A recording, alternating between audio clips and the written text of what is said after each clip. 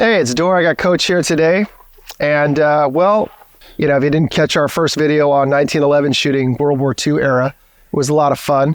But we're going to go back again to kind of that World War II era and then kind of push it farther into later 20th century with just kind of the training practices and what was considered, you know, standard practice, you know, for combat shooting in that realm. Most of the training videos that we found were police training videos when it came to revolvers.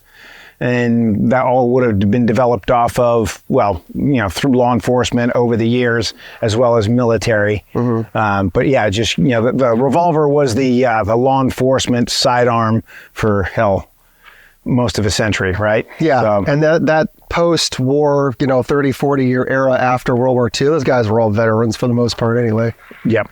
Yeah, so they were using what worked on the battlefield when they brought it home. So we're going to kind of go over the training that they invented and kind of maybe pick it apart a little bit and give you some positives and some, well, potential negatives right after this.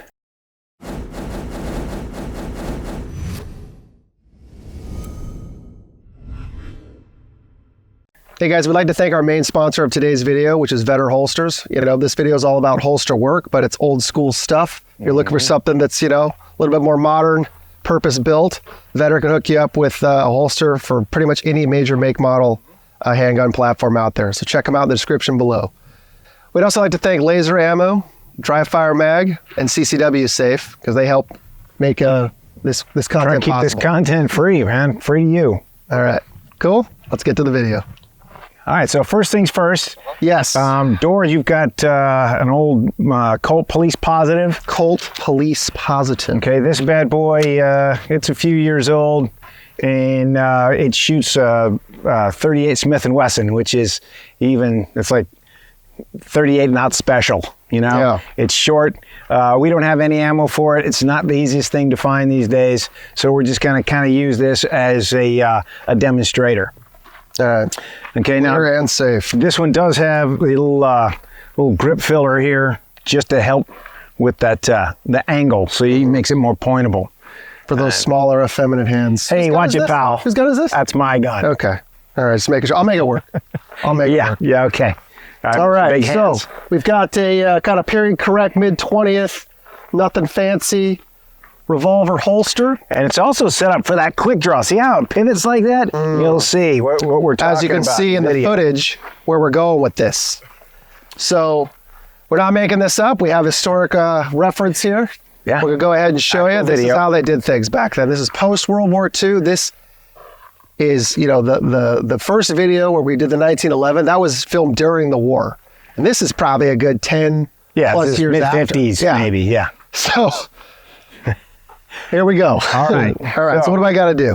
So you perceive your threat. You're gonna go from your regular standing there position to your crouch body position, square up on the target, get that good grip on the on your pistol. So on your cold start. revolver. You know, this is law enforcement. You're wearing your suit and jacket. Revolver, not pistol. Yeah, you got your issued sidearm, your revolver, and you're at a cold start. You know, a G-man doing his investigating, and boom, There it goes. You're in your crouch. in my crouch. Hand goes straight there and get your good firing grip. Good firing grip. Okay, and I'll bring it out right in front of you. There you go. Whip it out. Whipping it out. Okay, now he's down here, squaring up and shooting from the hip. This is what that video demonstrated, and we'll see how it works in real life. Yeah. So the first time I did this, just now, my finger wasn't on the trigger because my gun is not up here where it needs to be. Put my finger on the trigger. So here I am, quick drawing this thing out, and I did it again. You know, my finger is just Yeah. down here. But let's do this in slow motion. Go ahead and holster that up again. As you can see It's in the video. kind of a good thing he doesn't have his finger on the trigger, because even in the video, you know, he's not concealed. All right, not Go concealed. concealed. All right, there you go. Got my invisible His jacket. hand comes back and gets a grip. Now, as he goes slow, watch that muzzle. It goes sweeping right past that femoral artery. So That's right, baby. Sweep that leg. Sweep the leg. All right. Apparently, not very many people shot themselves back then. Otherwise, they might have dealt with it. But I'm not doing it that way. Yeah, this is Straight up. It's a little bit before Cobra Kai, but you know, the heart was in the right place. Yeah. the whole idea there, and you watch his elbow comes around, and he whips that sucker out. So that muzzle just swept pretty much his leg and everybody that way on its way to the target. What should I be doing with this hand, you know? Yeah. Well, you know, honestly, in the video, it does a couple things. Yeah, it's kind of random. One down here, one right here. I don't know. You know, figure it out. I guess they weren't too concerned with what you're doing with the other hand. We are these days, because we notice that this hand moving around has a tendency to move your body around. So we like to keep things nice and tight. And just like before, you know, we talked about, you know, they talked about the importance of, you know, your stance, foot placement, you know, very reminiscent of, you know, what we're talking about these days, you know, more currently. And then having that hand, you know, in line with your arm, in line with your body. And it's, you know, nothing's left to chance. Everything is in the exact same spot. You know, squared up to the target, squared up to the target, and hard target focus. We're bringing the gun. I think you were still allowed to say muscle memory back then, or maybe they hadn't even started saying I think it yet. No, I hadn't even started saying that yet. Yeah, but it was all about getting reps just like this and making every draw the same, every shot the same. And, you know, you just got to get used to having that trigger finger ready to go, ready to cycle from down here. And they preach this and they put it into practice. Yeah, they talked about repetitions, making it natural. Also the grip. On this, the guy says grab onto it and get as much of that finger in there as you can. You know, because the double action trigger squeeze is a lot more than the single action trigger squeeze of a pistol or even the single action revolver. Yeah, you're going past that first knuckle. Yeah, that guy's bearing it all the way into the center finger, maybe that second. I mean, it's just kind of something that naturally happens given the range of motion and the poundage on the trigger. Yeah, as long as you do it enough and you get enough reps in, the things that were constant are going to be your stance, and if your torso's squared up, then your arm has something to index off of. And I think that's where they're going. They didn't say that, but yeah, that repetition is you're going to that same spot off that squared shoulder position. If you're slightly off or this varies, then this has no reference point. So, you know, they didn't say it, but just watching them, it makes sense. All right, let's give it a shot. Let's go. All right, guys, we're going to go hot on steel here. We're at about 10 yards-ish. And we are going to modify the draw from the original, because I'm not going to run this live gun across my femoral. But bear with us. We will come out of the holster, and I'll just get set up with one of these. What do you think? That sounds, yeah, make sure your grip's good. Yeah, make sure that grip's good. Square it up. Get that finger on the trigger off sights, because there are no sights in this bad boy. I mean, there are, but we're not going to use them. Nah. You know? Redundant. It's kind of like that other pedal next to the gas. You know, you don't need that. You know? All right. All right. So you guys square it up, good stance. Yep. All right, we'll just go start from the crouch position. Like, you know, don't be moving around too much. Kind of crouch down. Is this enough? Yeah, I don't know. Maybe a little more. Crouch, because they're really crouching, man. They're practically seated.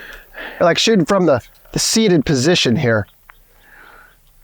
Just kind of get it in there. Yeah. Feel it.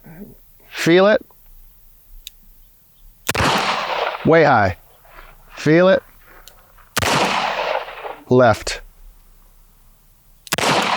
Good God, man. Yeah, you're a little high and a little right, looks like. Yeah. There you go. There's one. There's two. Nice. There's three. All right. Took a little feel, you know. Yeah, you're gonna feel it out.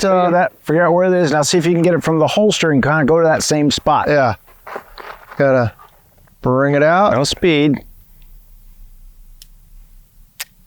That was it. Gotta learn how to count to 6. All right. Step on up, Mata. Okay. All right, guys, we'll modify the draw a little bit, but we'll really try to get down low, because those guys, I mean, they were low. Yeah, it might be a little too... there? A little too extreme? A little too extreme, but, okay. You know, they were definitely getting low. Yeah, a little side note, I actually was issued this holster. Yeah. That's the Team 5 a few years ago. All right, so we're getting this sucker, whipping it out, squared up. I'm going right about there. Got my good grip, man. Okay, grip about there. There you go. Okay. Someone's done this before. A little high. High and right. Another shot. There we go.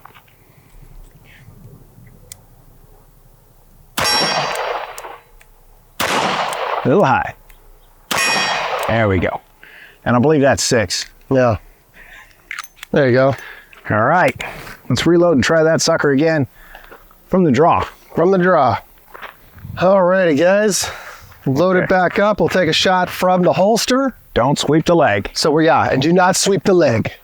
This isn't a karate tournament. No. All right, so we're going just like so. Get her out. High and right. That's my sweet spot.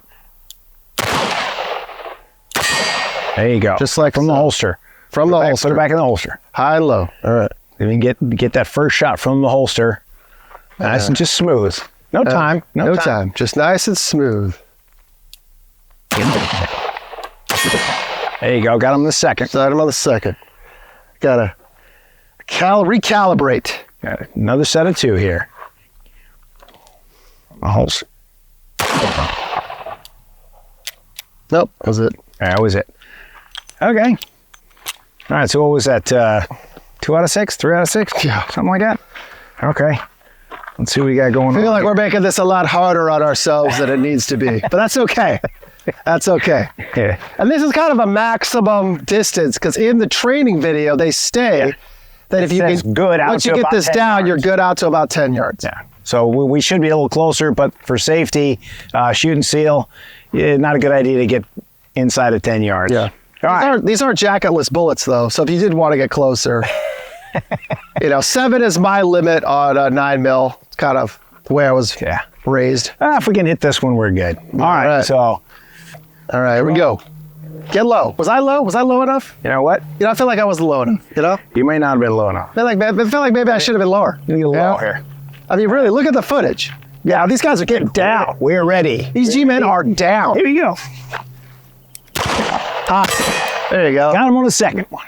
Got him on the second one in here, squared up. Yeah, just gotta do something with the hand. Yeah, something. Got to keep it in there tight. I can't. You want to try the old knee? Hand on the knee? Well, let's see here. Story time. Okay, I'm high on that first one. Yeah. Each time. Let's try that one more time. High because the gun wants to come up here. The gun wants to be up here. Like, what are you doing? Hey, what are you doing? Get up there. All right, so maybe I just need to crouch a little bit more. Yeah. So we'll get a little crouched. That was one high and one was a little low, but it hit the stand. It hit the stand. So I got him in the leg. Got him in the leg. Where are you going? Nowhere, see? Nowhere. You've been done in the leg. All right. All right. So guys, obviously there were some differences of how they did things back then to today, but in some ways, nothing has changed. It's just as hard to hit a moving target today as it was back then. So the FBI had this figured out. And as you can see, they threw a little dip, dive, dodge, duck, dive, and dodge freaking into their training regimen. So we're going to go ahead and put this to the test. Yeah. Now, these days, we teach moving and shooting a little different, but let's do it their way and see what we got. First thing you got to do, crouch. Yeah. Get the crouch. And then their whole idea is we're keeping our chest square to the target and just doing a lot of this. Just kind of movement back and forth. Yeah, just shuffling. See what we shuffle can, left, take a shot, shuffle right, take a shot. Harder to shoot me, right? All right, here we go. So, from the draw.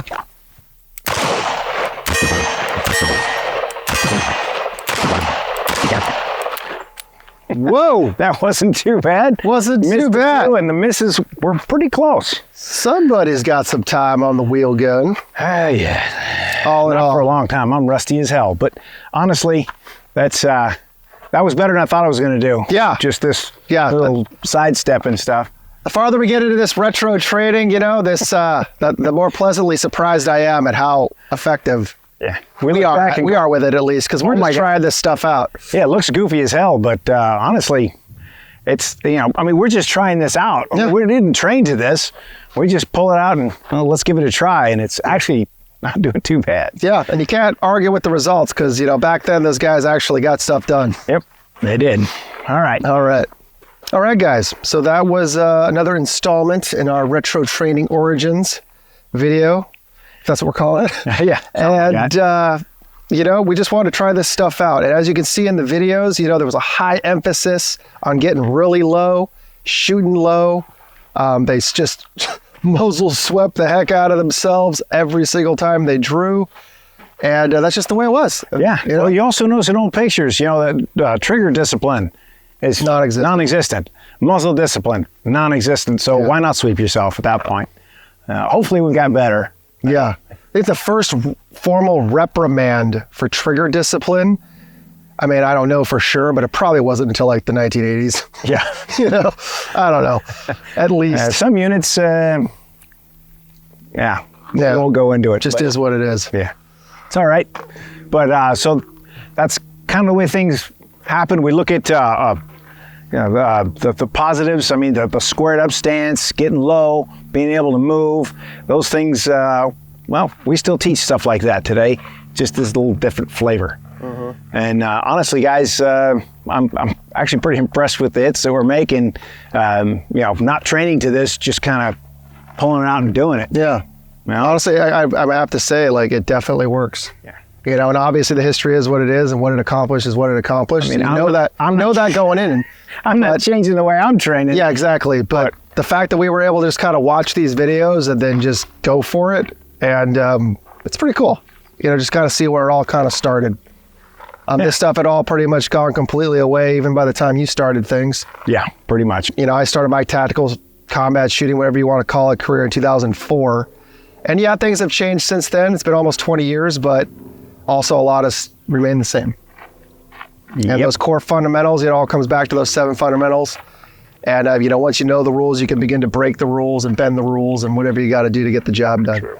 Thanks for being here, guys. This is Dorr and Coch. Hit that bell if you haven't already done so. We got quite an extensive back catalog. But once again, guys, just thanks for being here. Out.